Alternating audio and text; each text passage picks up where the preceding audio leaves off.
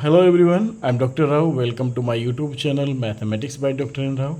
Today I am going to deal with another video lecture based on the complex number, and today video lecture is about to study the nth roots of the complex number, how to find out the nth roots of the complex number. And I have recorded two more video lecture based on the same topic. You can find their links in the description box or in the playlist of mathematics first. So before going to the further study, I request each and everyone to subscribe my YouTube channel, like and share the videos among your friends and your classmates, comment in the comment box, and press the bell icon to get the further notifications. So guys, this session is going to be very interesting. Okay, so be attentive and be careful about each and every step. So I will explain each and every step in depth. So these are very important questions. Okay, और एक ही question से आपको इस तरह के 1000 questions बनाने आने चाहिए. ओके, तो हम इस क्वेश्चन को बहुत डेप्थ में करने वाले हैं और बहुत ही आसान तरीके से और सिंपल स्टेप्स में हम इसको समझने वाले हैं. Okay, so first of all, what is the complex number? जो हमें कॉम्प्लेक्स नंबर दिया हुआ है वो ये है. ओके, तो सबसे पहले हम क्या करते हैं, सो कंसिडर करेंगे late 1/2 and then plus square root 3/2 iota to the whole power 3/4. It is given, and we let it equals to r cos theta and then plus iota sin theta in the polar form. सबसे पहला काम हम ये करेंगे पहली फुर्सत में, full stop. Okay, ऐसा करने से आपको क्या मिलने वाला है यहाँ पे, देन पहला स्टेप है आपका, then r cos theta is equals to, okay, r cos theta. Okay, remember this point. ये जो पावर है ना, इसको अभी अपने हाथ में लगाना है. सिर्फ कॉम्प्लेक्स नंबर के इक्वल इसको लिखना है. ओके, सिर्फ कॉम्प्लेक्स नंबर के, ये पावर हम बाद में डील करेंगे. ठीक है, then r cos theta equals to 1/√2 and r sin theta is equals to square root 3/2. Right? Now you need to find the value of r and theta only. अगर आप r और theta की value निकाल लेंगे तो आप अपने Cartesian complex number को पोलर कॉम्प्लेक्स नंबर में लिख सकते हैं. सबसे मेन टास्क ये है ना, सबसे पहले अपने गिवन कॉम्प्लेक्स नंबर को जो कि कार्टेशियन फॉर्म में है उसको आप पोलर फॉर्म में कन्वर्ट कर लेंगे. और पोलर फॉर्म में कन्वर्ट करने के लिए आपको वैल्यू आर और थीटा की ज़रूरत पड़ेगी. ठीक है, और वो बहुत सिंपल तरीके से आप निकाल सकते हैं. उसके दो तरीके हैं, दोनों मैं डिस्कस करने वाला हूँ. ठीक है, आर और थीटा कैलकुलेट कैसे करेंगे. एक तो ये कि आपने इस फॉर्म में लिखा, इसको पोलर फॉर्म में लिख लिया, और यहाँ से आपको दो रिलेशन मिले, एक ये रिलेशन नंबर 1 और ये आपके पास रिलेशन नंबर 2.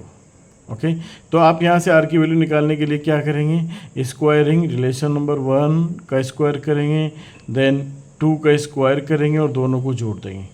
ठीक है, ऐसा करने से आपको क्या मिलेगा, it will implies that r square cos square theta plus r square sine square theta will be equals to how much, 1/4, right, 1/4 and then plus 3/4. check it out, 1/2 का स्क्वायर 1/4, स्क्वायर रूट 3/2 का square हो जाएगा 3/4.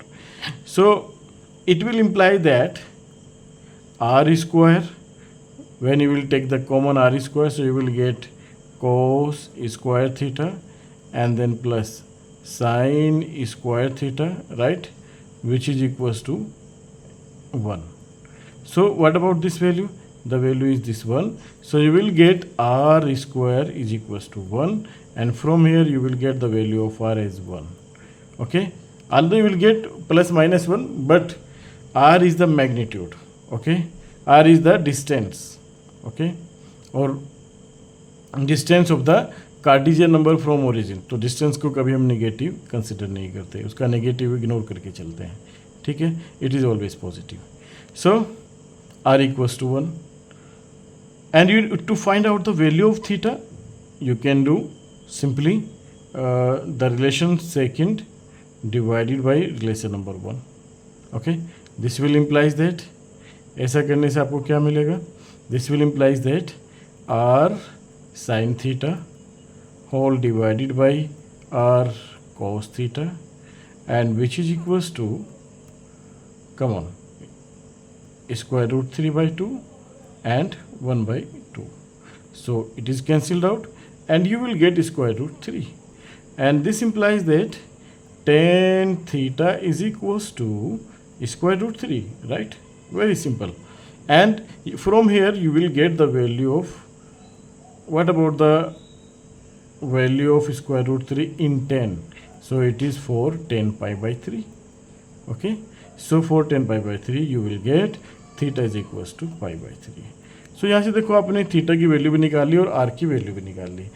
Aldous we have the another method to find out the value of r in theta. हमारे पास क्या होता है, हमारे पास कार्टेशियन फॉर्म होती है कॉम्प्लेक्स नंबर की x प्लस आयोटा वाई, और हमें नंबर दिया हुआ है 1/√2 प्लस आयोटा स्क्वायर रूट 3/2. सो यहाँ से आप वैल्यू निकाल लेंगे, x बराबर 1/2 निकल गया और y बराबर निकल गया आपके पास स्क्वायर रूट 3/2. ठीक है. अच्छा, जब हम इसको पोलर फॉर्म में कन्वर्ट करते हैं, यानी कि किसी भी कार्टेशियन नंबर को पोलर फॉर्म में लिखते हैं, तो हम लिखते हैं r cos theta, right, plus iota sine theta. और यहाँ से हम आर और थीटा जब हम बताते हैं तो आर की वैल्यू कार्टेशियन में क्या होती है, कार्टेशियन रिलेशन क्या बनता है इसमें, r is equals to square root of x square plus y square, and theta is equals to tan inverse y by x. ये इससे भी आप डायरेक्टली निकाल सकते हैं. जब आप ये करेंगे तो यहाँ से आपके पास आर की वैल्यू क्या निकल के आएगी, स्क्वायर रूट ऑफ 1/4 प्लस 3/4, which is again same. Okay, और ऐसा करने से theta is equals to tan inverse, right, y हो गया आपके पास स्क्वायर रूट 3/2 और ये हो गया 1/2. तो यहाँ पे आ गया tan inverse square root 3, which is the value of π/3. Okay, so both are the simple methods. तो आप कहीं से भी आर और थीटा फाइंड आउट कर सकते हैं. और जब आप आर ऑफ थीटा फाइंड कर लेंगे, यहाँ पे आपका एक स्टेप नंबर 1 पूरा हो जाता है. अब स्टेप 2 को हम फॉलोअप करेंगे. स्टेप 2 के लिए हम क्या करने वाले हैं कि हमारे पास जो नंबर है, गिवन नंबर, उसको लिख लेते हैं 1/2 and then plus square root 3 iota by 2, right. इसका ये गिवन है हमारे पास. ओके, और इसका कार्टेशियन फॉर्म अब हमारे पास क्या बना, आर की वैल्यू तो हमने 1 रख दी. ओके, कोस थीटा की वैल्यू होगी हमारे पास π/3 and plus iota. Sine theta की वैल्यू हमारे पास क्या होगी, π/3, साइन थीटा साइन π/3, यानी कि इसकी वैल्यू कितनी होगी 3/4, राइट. देखो आर हमने यहाँ से हटा दिया, क्यों, क्योंकि आर की वैल्यू मेरे पास 1 आ गई, तो 1 लिखने से कोई फ़ायदा है नहीं. सो इसका मतलब क्या हुआ कि ये हमारे पास बन गया cis π/3, right. C means cos plus iota sine π/3, right, to the whole power 3/4. और आप इसको ऐसे भी कर सकते हैं, सिस. ओके, इस 3 को यहाँ पे ले आइए आप by the De Moivre's theorem. Okay, 3π/3, okay, whole power 1/4. Remember this point. यहाँ पे भी एक याद रखने वाली चीज़ है कि 1/4 को मत रखिएगा, फ्रैक्शन पावर को मत रखिएगा. ठीक है, ऊपर अगर 3, 4, 5, 10, 50 जो भी है उसको अंदर उतार लीजिए, लेकिन 1/4 की फ्रैक्शन पावर को मत रखिएगा. डी मोवियस थ्योरम से फ्रैक्शन पावर को रखना, लेकिन वो रखना आप जनरल टर्म में, है ना. ये पर्टिकुलर टर्म है, जनरल टर्म में रखना. ये प्रिंसिपल टर्म है, तो जनरल टर्म में रखनी है. बस ये पॉइंट आपने ध्यान रखना है. यहाँ पे अगर आप गलती करिए तो ब्लंडर हो जाएगा. ठीक है, यहाँ पे क्या हो गया आपके पास, सिस पाई टू द होल पावर 1/4. ये प्रिंसिपल वैल्यू आ गई. अब ये आपने सेकेंड स्टेप कर लिया. What about the step number 3? Step number 3 में आपने करना क्या है, जनरल वैल्यू लिखनी है इसकी, है ना. किसकी जनरल वैल्यू लिखनी है, 1/2 square root 3/2 iota to the whole power 3/4 is equals to, ये हो गया आपके पास cis 2k pi and then plus pi. It is the general value of that. Okay, और इसकी पावर आपके पास 1/4 है। और यहाँ पे ये भी बताएंगे वेयर के रन्स फ्रॉम 0, 1, 2, 3, इससे कम जाएगा जो भी यहाँ पे है। ये फोर्थ रूट है, fourth root of the complex number. Okay, तो इससे कम तक जाएगा। ठीक, नाउ कम ऑन।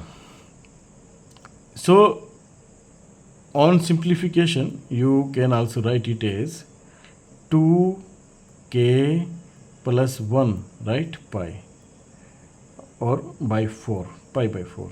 अब इसको डिमोवियस थ्योरम से आप नीचे उतार लो, अब उतार लो, ठीक है। 1/4 को भी आप नीचे उतार लें डिमोवियस थ्योरम से। नाउ अब हमने क्या करना, रूट्स निकालना है यहाँ पे। तो पहला जो रूट्स निकलेगा वो निकलेगा 4k = 0। k = 0 के लिए पहले रूट्स क्या हो गया, पहला हो गया 6। ओके, k की वैल्यू 0 रख दी यहाँ पे, तो आपको मिला पाई/4, 6 पाई/4। क्लियर। अब 6 पाई/4 को आप क्या कर सकते हैं, 6 पाई/4 को कर सकते हैं आप cos pi and then plus iota sine pi. And इनकी वैल्यूज लिख लिया आप। cos पाई/4 की वैल्यू आपके पास होती है 1/√2, right, and then plus sine pi की वैल्यू भी आपके पास होती है 1/√2, राइट। तो यहाँ पे इसकी वैल्यू मिल जाती है आपको 1 + आयोटा/√2। पहला रूट आपके पास निकल के आ गया।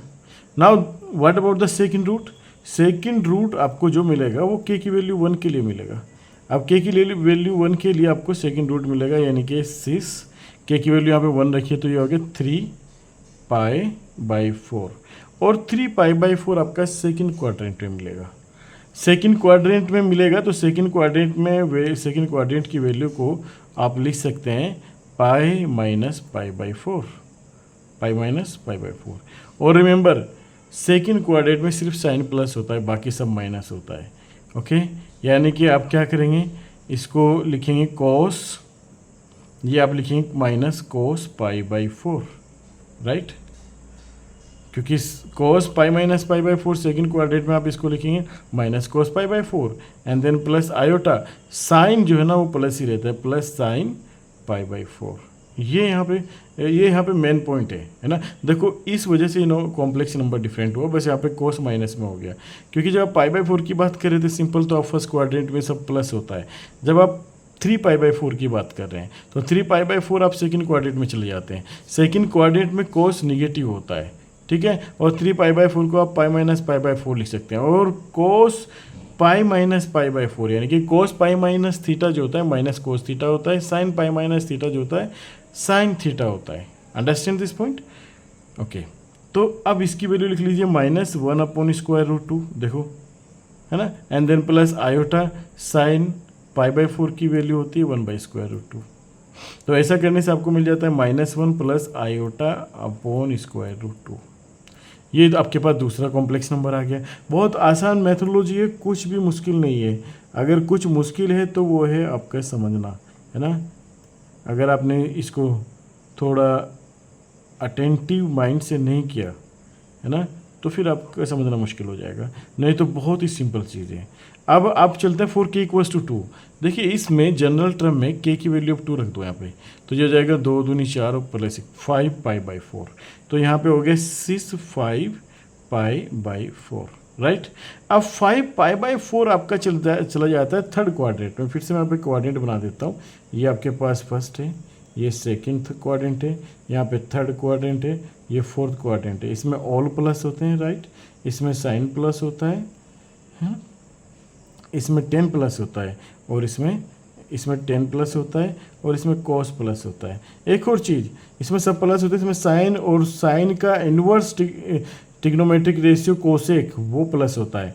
यहाँ पे थर्ड में 10 और 10 का इन्वर्स टिग्नोमेट्रिक रेशियो कोट वो प्लस होता है। 10 और कोट दोनों प्लस हो गए। और फोर्थ में कोस और सेक दोनों टिग्नोमेट्रिक रेशियोज प्लस होंगे। Okay, come on. So 5 pi आपका चला गया थर्ड क्वाड्रेंट में, और थर्ड क्वाड्रेंट को आप ऐसे लिखते हैं 6 पाई + पाई/4। थर्ड में जाने के लिए आपको पाई को क्रॉस करना पड़ेगा। थर्ड में जाने के लिए क्या करना पड़ेगा, आपको पाई को क्रॉस करना पड़ेगा। तो पाई + पाई/4। और थर्ड क्वाड्रेंट में आपका साइन भी निगेटिव होता है और कोस भी निगेटिव होता है। यानी कि जब आप लिखेंगे इसे तो आप लिखेंगे -cos pi by 4, right, and then plus minus iota sine pi by 4, क्योंकि जैसे मैंने कहा कि थर्ड क्वाड्रेंट में साइन भी निगेटिव होता है और कोस भी निगेटिव होता है, तो दोनों आपने निगेटिव में लिख दिया। और पाई प्लस थीटा आपके पास होता है कोस थीटा, ठीक है, पाई प्लस थीटा हो गया माइनस कोस थीटा, और साइन पाई प्लस थीटा भी हो गया माइनस साइन थीटा, क्योंकि आप थर्ड क्वाड्रेंट में चले जाते हैं। तो यहाँ से वैल्यू फिर से आपको पाई बाई 4 की वैल्यू होगी √2 और माइनस ये ऑलरेडी यहाँ पे minus iota sine pi by 4 की वैल्यू अगेन √2। तो नंबर आपको जो मिला -1 प्लस आयोटा बाई √2, ये आपके पास तीसरा कॉम्प्लेक्स नंबर आ गया √2। ओके, नाउ जो अब आपके पास फोर्थ रूट जो मिलेगा इस कॉम्प्लेक्स नंबर का, वो मिलेगा k की वैल्यू 3 के लिए, और k की वैल्यू 3 के लिए आपके पास ये जो फोर्थ रूट हो जाएगा, ये हो जाएगा, क्या हो जाएगा, 3 to the 6 and plus 1 7 pi by 4, 7 pi by 4, और ऑब्वियसली आप 7 पाई बाई 4 आप फोर्थ क्वाड्रेंट में पहुंच जाते हैं, ठीक है, फोर्थ क्वाड्रेंट में। और फोर्थ क्वाड्रेंट में सिर्फ कोस प्लस होता है ना, और इसको मैं लिख दूं 2 pi minus pi by 4, 2 pi minus pi by 4। Okay, fourth quadrant में आप ऐसे लिखेंगे, और फोर्थ क्वाड्रेंट में सिर्फ कोस प्लस होता है, यानी कि अगर मैं इसको लिखूं तो cos pi by 4 and then minus iota sine pi by 4, right. So cos pi by 4 की वैल्यू 1/√2। बहुत ही सिंपल काम है, कुछ भी बड़ा काम हमने यहाँ पर नहीं किया है ना, सब ये चारों रूट्स आपके पास आसानी से निकल आते हैं यहाँ पे, 1 माइनस आयोटा बाई √2, राइट, चारों पार्ट। ओके, सो पहला रूट आपको मिला, क्या मिला, 6 पाई बाई 4, दूसरा मिला 6 3 पाई बाई 4, जिसको आपने सोल्व करके आगे ये तो आपका पोलर फॉर्म में रूट्स हैं, और ये आपने लिख दिया इसको कार्टेशियन फॉर्म में। इसी तरीके से पोलर फॉर्म में आपके पास ये थर्ड रूट था, है ना, ये आपने फिर कार्टेशियन फॉर्म में इसका आंसर निकाल लिया। इसी तरह पोलर फॉर्म था, ये निकाल लिया। एक और इसने क्वेश्चन किया है इसमें आगे, चुपके से इसने ये भी लगा दिया कि their continued product is 1, their continued product is 1, what does it mean. Okay, तो मैं यहाँ पे बता देता हूँ इसका मतलब क्या है। यहाँ पे उन्होंने कहा है their continued product, okay, is 1, वो हमें प्रूव करना है। अब कंटिन्यूड प्रोडक्ट का मतलब हो गया x1 और x2 और x3 और x4, राइट। अब मैं यहाँ पे बात करूँ x1 की, तो मैं इसे लिखूँगा 6 पाई बाई 4, राइट। मैं x2 की बात करता हूँ, मैं इसको लिखूँगा 6 3 पाई बाई 4, राइट। मैं x3 की बात करता हूँ, तो मैं उसको लिखूँगा, क्या मेरा x3 क्या बनता था, x3 बनता था 5 पाई बाई 4, तो ये मेरे पास आ गया 5 पाई बाई 4, राइट। x4 मेरे पास क्या आया था निकल के, 6 7 पाई बाई 4, अंडरस्टूड। अब इसको मैं कलेक्टिवली क्या लिख सकता हूँ, 6 पाई बाई 4, एंगल प्लस हो जाते हैं। ये मैं पिछली वीडियोज़ में डिस्कस कर चुका हूँ, आपको पिछली वीडियोज़ को देखना है, ठीक है, वहाँ से इसका आपको आंसर बहुत आसानी से मिल जाएगा। इनके एंगल आपको प्लस कर देने हैं, ठीक है। इसके बाद ये क्या हो गया आपके पास 6, ठीक है, जो कि आपके पास क्या देगा, ये देखो 4, और ये आपके पास क्या हो गया, अगर आपने एलसीएम लेते हैं यहाँ पे 4, राइट, और ये पास आ गया 4 और 5 9 एंड 7 16 पाई, राइट, 16 पाई। सो आप इसे लिख सकते हैं 6 4 पाई, राइट, और 4 पाई प्लस 0, तो 2 पाई, ये तो इसका पीरियड हो गया, राइट। तो आप इसे लिख सकते हैं 2 पाई 0, ओके। तो आप इसको कह सकते हैं cos 0 and then plus iota sine 0। Cos 0 की वैल्यू हमारे पास जो होती है वो होती है 1, और साइन 0 की वैल्यू होती है 0, तो यहाँ से इसको आप कह सकते हैं 1। It was to prove, okay. देखो कितना छोटा सा काम है, कुछ बड़ा काम हमने यहाँ पर नहीं किया। इसी तरह से हमारे पास ये क्वेश्चंस आ जाते हैं, बहुत इंटरेस्टिंग क्वेश्चंस हैं, है ना, बहुत मज़ेदार हैं, बहुत सिंपल भी हैं। ऐसे क्वेश्चन हम कर चुके हैं, बट एग्जामिनर को थोड़ा मज़ा आता है ना, थोड़ा थोड़ा चीज़ों को चेंज करने में। अब देखो, अगर हम पहले पार्ट की बात करें तो पहला पार्ट है ना, यहाँ पे आपने क्या चीज़ ख्याल रखनी, एक तो पावर डिक्रीजिंग ऑर्डर में, ओके, 6 के 5, फिर 4, फिर 3, फिर 2, एक एक के डिफरेंस से पावर घट रही है। दूसरा, सारी टर्म पॉजिटिव है। तीसरी चीज़ कि कोफिशिएंट सबके 1 है, the coefficient in all the terms are 1, और पावर एक एक डिक्रीज हो रही है, और साइन आपका सेम है। अगर ऐसा कोई क्वेश्चन आपसे सोल्व करने के लिए कहता है तो सीधी सी बात है, अगर सारे साइन आपके पास यहाँ पे सेम साइन है तो आपने करना क्या है, इसमें दोनों साइड में x-1 की मल्टीप्लाई कर देनी, x-1 की। ऐसा करने से आपको क्या मिलेगा, x, जैसे कि अभी मैं आपको करके दिखाता हूँ। बहुत सिंपल सा काम करना, ये बस याद रखना है आपने, और इसके बाद आपका क्वेश्चन बहुत आसान हो जाता है। यहाँ पे ये x की पावर 3, ये x स्क्वायर, ये प्लस x, ये प्लस 1 = 0।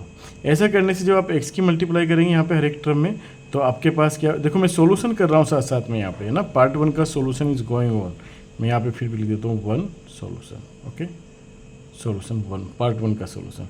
तो यहाँ पे इसकी मल्टीप्लाई करते हैं हम, तो हमें क्या मिलेगा, x की पावर 7 प्लस x की पावर 6 प्लस x की power 5, then 4, then 3, right, then 2, then x and then, okay, बस x तक जाएगा ये, ठीक। ये 7 देगा, ये 5, ये 6, ये 5, ये 4, ये 3, ये 2, और ये x की पावर 1। इसके बाद अब -1 की मल्टीप्लाई करते हैं इसमें। जब -1 की मल्टीप्लाई करेंगे तो ये सारा का सारा माइनस में लिखा जाएगा, यानी कि x की पावर 6 प्लस x की पावर 5 प्लस x की पावर 4 प्लस x की power 3 plus x square plus x and then plus 1 = 0। अब आप देखें क्या कि ये वाली जो टर्म्स हैं, all these are cancelled out by this terms. देखो एक छोटा सा मैनिपुलेशन करने से क्या रिजल्ट निकल गया है, और यहाँ पे आपके पास ये जो नया पोलिनोमियल बना x की पावर 7 - 1 = 0। अब वो कह रहा है कि इस पोलिनोमियल के रूट्स निकालो। अब इसके रूट्स तो हो गए 7, और हमारे पास जो पार्ट 1 में जो हमारे पास पोलिनोमियल दिए हैं उसके रूट्स होने चाहिए 6।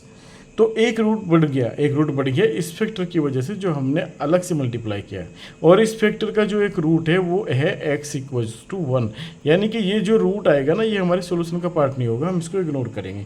बाकी जो 6 रूट मिलेंगे इससे मिलेंगे तो हमें 7 रूट, एक मिलेगा 1, तो उसको हम छोड़ देंगे क्योंकि वो हमारे काम का नहीं है, वो बस हम इस फैक्टर का है, वो हमारे सॉल्यूशन का हिस्सा नहीं है। Now the main task is to solve this.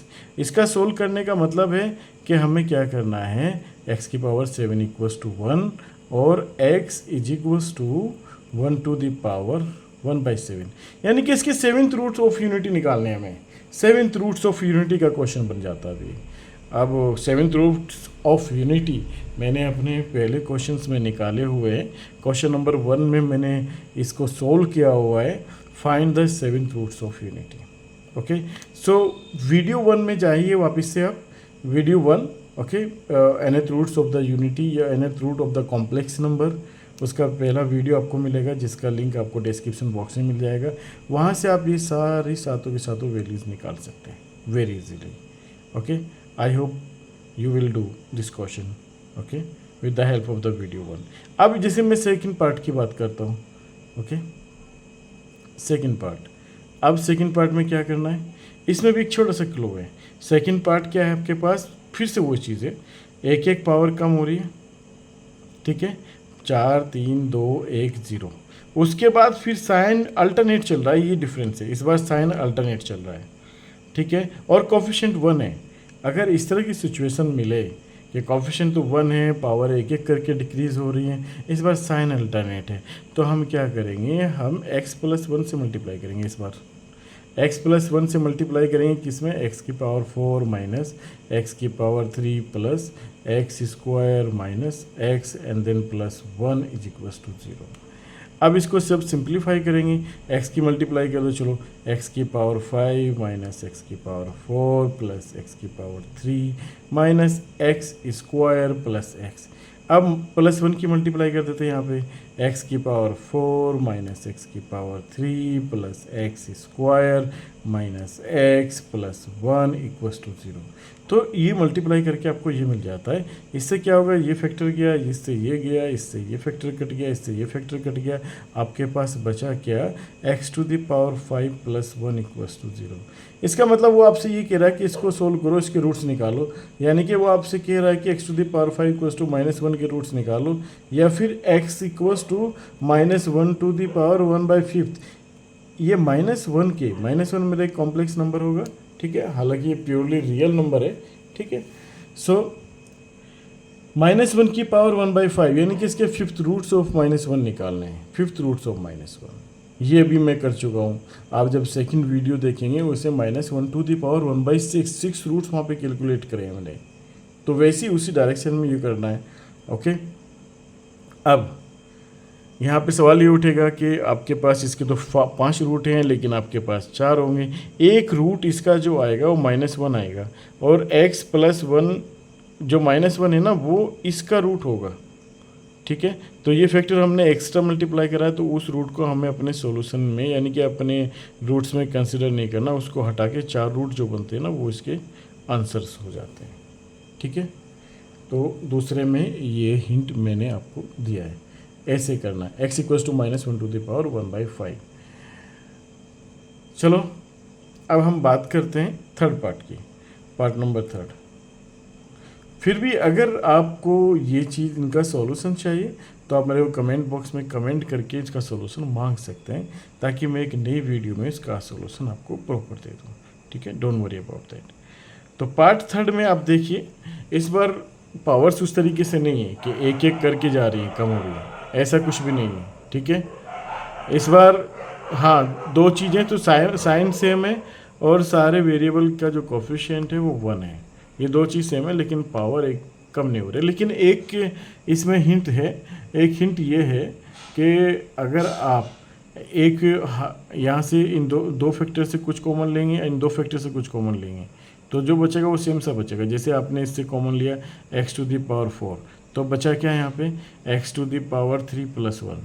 इसी तरीके से आपने इन दोनों से कॉमन लिया +1, तो बचा क्या है यहाँ पे, x to the power 3 plus 1 equals to 0। अब दोनों से आपने कॉमन लिया x to the power 3 plus 1, और तो बचा क्या, x to the power 4 plus 1 equals to 0। अब इसके 7 रूट जो होंगे, क्योंकि ये 7 डिग्री के पॉलिनोमियल है तो 7 रूट निकलेंगे इसके। अब 3 रूट तो आपके निकलेंगे इस फैक्टर से, x to the power 3 plus 1 equals to 0, and और 4 रूट जो निकलेंगे x to the power 4 plus 1 equals to 0 से निकलेंगे। यानी कि यहाँ पे आपको निकालना है x to the power 3 equals to -1 और x equals to -1 to the power 3, -1 के 3rd रूट निकालने, है ना, x1 x2 x3। इसी तरीके से आपको 4 रूट्स आपके यहाँ से निकलेंगे, -1 टू द पावर 1/4, ठीक है, 4th root of that. Clear? तो ये 3 रूट इससे निकाल लेंगे आप और 4 रूट इससे निकाल लेंगे। नाउ अभी मेरे पास लास्ट वाला बचता है, तो उसको भी हम सेम कर लेंगे, x की पावर 5 इन दोनों से कॉमन ले लेंगे, ठीक है। x की पावर यहाँ पे चलो, इसमें भी 4th में क्या हिंट जाता है आपका, 4th में जाता है कि आपने x to the power 5 common ले लिया, x टू द पावर 4 -1 बच गया। नेक्स्ट 2 टर्म में आपने +1 कॉमन ले लिया, x to the power 4 -1 equals to 0 बच गया। तो दोनों से आपने x की पावर 4 -1 कॉमन ले लिया, तो x टू दी, ये क्वेश्चंस बहुत आसान है ना, बहुत आसान है, और यहाँ से आपको क्वेश्चन मिल जाता है, आपके इंटर में ही मिल जाता है और सेमेस्टर में मिल जाता है ना, उसमें आपके सेशनल में मिल जाता है। तो x की पावर 4 -1 इक्वल्स टू 0, 4 रूट्स तो आपको ये देगा, x की पावर 5 + 1 इक्वल्स टू 0, 5 रूट्स ये दे देगा। यानी कि यहाँ पे आपको x equals to 1 to the power 4, यहाँ पे 4th रूट्स ऑफ यूनिटी देगा आपको, 4th रूट ऑफ यूनिटी से आप 4 रूट निकाल लेंगे। यहाँ पे आपने क्या करना है, 5th fifth roots of complex number -1 से आप निकाल लेंगे, यहाँ पे 5 रूट इससे निकाल लेंगे, हो गए पूरे 9, है ना। तो गाइज ये छोटा छोटा सा काम करेंगे हम। Okay, I hope you enjoyed this session, और मैं उम्मीद करता हूँ कि आप लोग चैनल पे बने रहेंगे और अपना अच्छा रिस्पॉन्स देंगे। Try to share the videos among your friends and your classmates, ताकि उनको भी फ़ायदा हो सके। और जो भी आपका सजेशंस है ना, वो आप मेरे को कमेंट बॉक्स में सजेस्ट कर सकते हैं।